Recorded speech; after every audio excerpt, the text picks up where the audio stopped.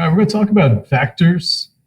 And the way we're going to start this is talking about going across a river. Now, if you've either tried to swim across a flowing river or go across in a kayak or canoe, you probably have an idea of how you can't just go straight across. If you do, you wind up downriver. So if I attempt to go, oops, there we go. If I attempt to go straight across, since the river's flowing, I'm going to kind of go at an angle down the shore. And if you've ever done it, you probably know how you have to kind of swim at an angle to go straight. It's kind of weird.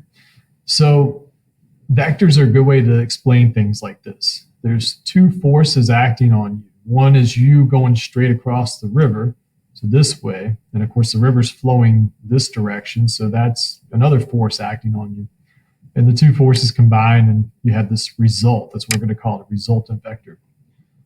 So that's what vectors are. They're just a way to represent some kind of force, motion, distance covered, just some measurement you're trying to take. It can be a lot of different types of measurement, usually speed or force. That's the most common things you see vectors used for. They're usually broken into what we call components. Those are in nice directions like left, right, up, down, or compass directions, north, south, east, west. But the end result, the resultant part, is usually at some angle to one of those. It's not quite up or down, not quite north or south. And eventually we're going to get into how to get the angles. Right now we're just going to look at how to get the amount of, or the length of the vector, the resulting force, the resulting distance, speed, things like that. So the example, you're looking at a river, you're trying to go straight across. The river is moving at 15 miles per hour. So the arrow is showing it going to the left here, 15 miles per hour. And you're trying to paddle 10 miles per hour across. That's really hitting it hard, trying to move as quick as you can. We're going to see what the actual speed is. And eventually we can come back to this and figure out what's the actual angle we're traveling at. We're trying to go straight across. What angle to that am I ending up going at? So here's again the components, 10 and 15. And what's going on is making a right triangle. Okay, and that's we do that on purpose. That's why we're picking components that are perpendicular to each other. That's why we pick nice directions. So it's a right triangle, and you want to find the hypotenuse. So Pythagorean theorem works really great for that. So here's the situation again in vectors. So you're going 10 miles per hour across while the river's pulling 15 miles per hour this way. So the overall result, you started here, you ended up here. We would need to find that hypotenuse. So down here below, here's the steps.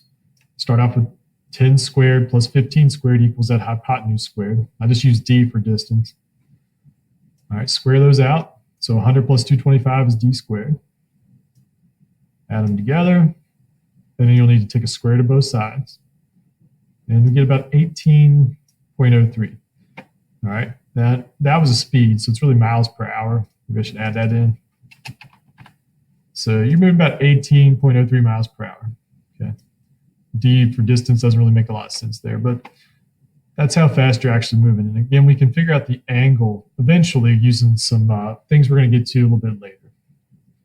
Now, the second example, take a minute, pause, and try it on your own. It's a plane coming in for a landing.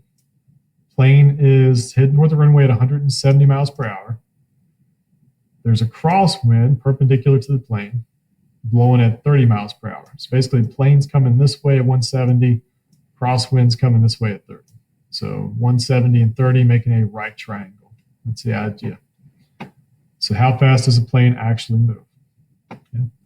So pause it, see if you can work this out. And in a second, I'm going to pull it back up, and you can see you got the answer right.